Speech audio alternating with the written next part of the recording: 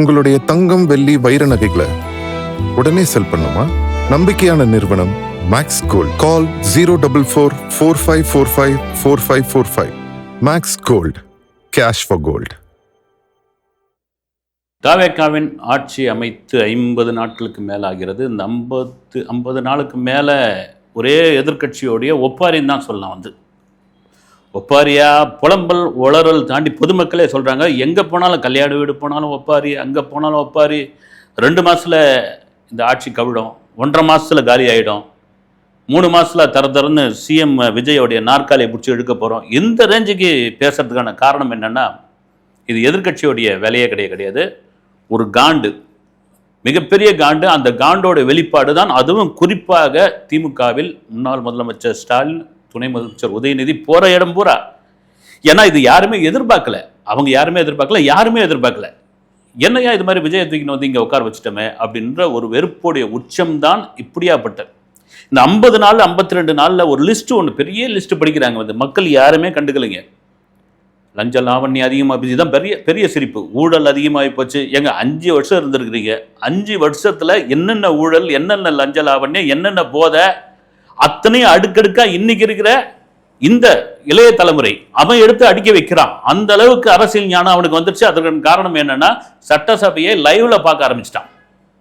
ஆனா நீங்க சட்டம் ஒழுங்கு கெட்டு போச்சுங்க. போதையை பத்தி சொல்றாங்க, எங்க பார்த்தாலும் போதையா ஓடுதுங்க. குறிப்பா அந்த கில்லி சரத்து, அவர் கையில இருந்தது பவுடரா, பான்ஸ் பவுடரா, அந்த பவுடரா, இந்த பவுடரா, திடீர்னு ஒரு வீடியோ சரி, அது அவங்க கட்சி பார்த்துப்பாங்க, அது ஏஐ வீடியோவா உண்மையான வீடியோ, அதை தாண்டி இங்க லஞ்ச லாவண்யன்னு ஒரு விஷயம் சொல்றீங்க இல்லைங்களா, அதுதாங்க பலருக்கு பொதுமக்களுக்கே அதான் பெரிய சிரிப்பா இருக்குது. கடந்த ஆட்சியில் தூய்மை பணியாளர்கள் ரிப்பன் பில்டிங்க்கு எதிராக அவ்வளோ பேர் மழையில பெரும் போராட்டம் நடத்திட்டு இருக்காங்க. நீங்க கூலி படம் பார்க்க போயிருந்தீங்க, என்னன்னா கண்டுக்கிட்டீங்களா நீங்க? இப்போது மேயர் பிரியா ரிப்பன் பில்டிங்கோட பின் வழியா அவங்க போன கதையெல்லாம் உண்டு. எதுக்கு சொல்றேன்னா, தூய்மை பணியாளர்கள் எல்லா இதுவும் மாநகராட்சி இதுவெல்லாம் இப்போ பார்த்தீங்கன்னா தனியார் மயமாக்க போகிறாங்க தாவேக அரசு. மொத்தத்தை எடுத்து போய் டெண்டர் விட போகிறாங்க. இப்படிலாம் சொல்லிட்டு இருந்தீங்க. இன்னைக்கு சொல்லியாச்சு, 12 மாநகராட்சி அரசே நடத்தும் அப்படின்னு.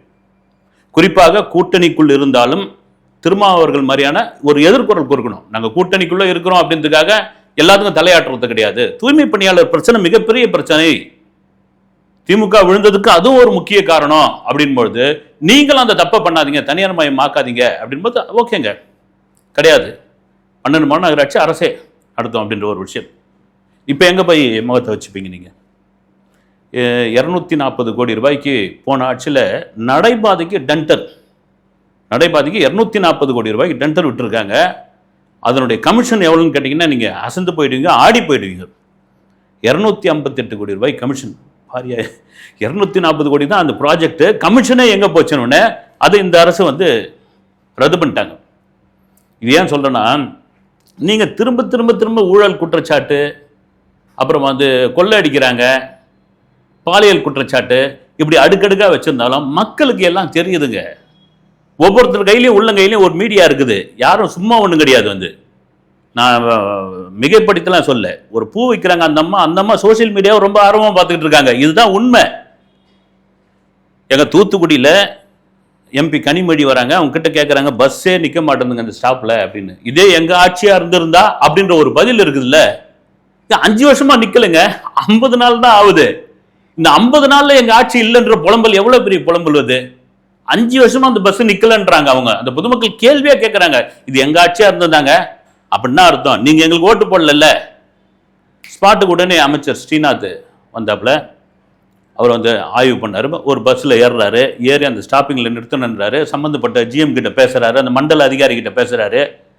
மறுபடியும் நாங்கள் ஆய்வு பண்ணுன்றாங்க. இந்த இடத்துல கண்டிப்பாக எந்த ஸ்டாப்பிங்காக இருந்தாலும் நின்று தான் போகணும் அப்படின்ற ஒரு உத்தரவு இல்லை. அதுதாங்க, இதுதான் மக்களுக்கான அரசு என்பது மிக முக்கியமான ஒரு விஷயம். இதெல்லாம் தாண்டி நீங்க மறுபடியும் ஆக்கப்பூர்வமான விஷயம் பேசாமல் புலம்பல் சத்தம், ஒப்பாரி சத்தம், இது எந்த விதத்தில் நியாயம்? இந்த கடலூர் பக்கத்தில் வண்டல் மண் எடுக்கிறதுக்கு 1 லட்ச ரூபா தாவேக நிர்வாகி கேட்டதா புகார் வந்தோடனே கட்சி விட்டு நிற்கியாச்சு. உங்க இதில் தான் 11 மணிக்கு ஆட்சியில் உட்காடுறீங்க, 11:05 இதே மாதிரி ஒருத்தர் வண்டல் மண் எடுக்கிறதுக்கு காசு கேட்குறாரு உங்க இதில். அப்போ என்ன சொல்றாரு, எங்க ஆட்சி வந்துடுச்சு இல்லை, 11:05 5 நிமிஷத்தில் ஒரு குற்றச்சாட்டு, அந்த குற்றச்சாட்டின் மீதான விசாரணை, இந்த விசாரணை உண்மை என்று தெரிந்தவுடன் அவர் கட்சிக்கார, அவர் என்ன நிர்வாகி, அவர் வந்து விஜய் ரசிகர் மன்றத்தில் இருந்தாரா, மக்கள் இயக்கத்தில் இருந்தாரா, அதை பற்றிலாம் கிடையாது. I don't care. நீ மக்களுக்கு எதிரான ஒரு ஆள், கட்சிக்கு கலங்க இழுக்கிற, தூக்கு வெளியே போடு அப்படின்ற ஒரு விஷயம்தான் மிக மிக மிக ஒரு என்ன சொல்றது வந்து ஒரு கரெக்டாக போயிட்டு இருக்காங்க. நீங்கள் அது மேலே புதுக்கி வந்து சேர அடிச்சிங்கன்னா திரும்ப திரும்ப மக்கள் வந்து, நான் திரும்ப சொல்கிறது தான், ரொம்ப தெளிவாக இருக்கிறாங்கன்னு. இப்போ பாருங்கள், கரூரில் விஜயபாஸ்கர் வெளியே வந்துட்டார். உடனே எக்ஸ் வலைதளத்தில் உதயநிதி ட்வீட் போடுறார், ஒவ்வொரு விக்கெட்டாக தூக்குறாங்க அதிமுகலேருந்து, இது தாவேக்காவில் விஜயோடைய ஒரு வேலை, ஒவ்வொன்றா தூக்குறாங்க அப்படின்னு. இது இப்போ இது சம்மந்தமாக எடப்பாடியே ஒன்றுமா, அவர் பாட்டு நம்ம தான் இருக்கிறார் வந்து, ஏறக்குறைய அங்கேருந்து 6 விக்கெட்டு தூக்கியாச்சு. அதிமுகன்ற ஒரு கட்சியை கொலாப்ஸ் ஆகி போச்சு. இன்னைக்கு கரூர்லேருந்து விஜயபாஸ்கர் வந்தாச்சு, அதிமுகவில் வெற்றி பெற்றோர் வந்தாச்சு. அங்கே ஒரு இடைத்தேர்தல் வரப்போது, மிக முக்கியமான ஒரு தொகுதி. நான் சொல்றது மிக முக்கியமான ஒரு தொகுதி, இந்திய லெவலில் தாண்டி உலக லெவலில் உண்மையாக இன்டர்நேஷனல் மீடியாக்களில் அந்த கரூர் சம்பவத்தை செய்தியாக வந்தது வந்து. இப்போ அங்கே இடைத்தேர்தல் வரப்போது உடனே திமுக தரப்பில் பேசி அங்கே பவர்ஃபுல்லான வேட்பாளர் வந்து செந்தில் பாலாஜி, அவரை தான் மறுபடியும் நாம் நிற்க வைக்கணும் இடைத்தேர்தலில் அப்படின்னா, எப்படி நீங்கள் வந்து பவர்ஃபுல்லான வேட்பாளர்னு சொல்கிறீங்க வந்து செந்தில் பாலாஜி செல்வாக்கு இருந்தால் இந்த தேர்தல் அங்கே நிற்க வைக்க வேண்டியது தானே, அதுதானே கேள்வி. அதை விட்டு பவர்ஃபுல்லான வேட்பாளர் எந்த விதத்தில் சொல்கிறீங்க, எப்படின்னு எனக்கு தெரியவே இல்லைங்க வந்து. எங்க பாட்டலுக்கு 10 ரூபாய், பாட்டலுக்கு 10 ரூபான்னு விஜய் அன்று பாடின ஒரு சிங்கிள் லைனுக்கு அப்படியாப்பட்ட ஒரு கலவரம் அங்கே நடந்தது. அது நடத்தியது யார், அது நடந்தது எப்படி, சிபிஐ விசாரணைக்குள்ள இருக்குது. உடனே ஒட்டுமொத்தமாக கரூர் சம்பவத்துக்கு காரணம் விஜய் தான். 41 பேரை வந்து கொண்டு விட்டாரு, தலை தெறிக்க ஓடிட்டாரு. திருச்சி ஏர்போர்ட்ல மீடியாவை பார்க்கல, அவர் சென்னையில் வந்து ஒளிஞ்சுக்கிட்டாரு.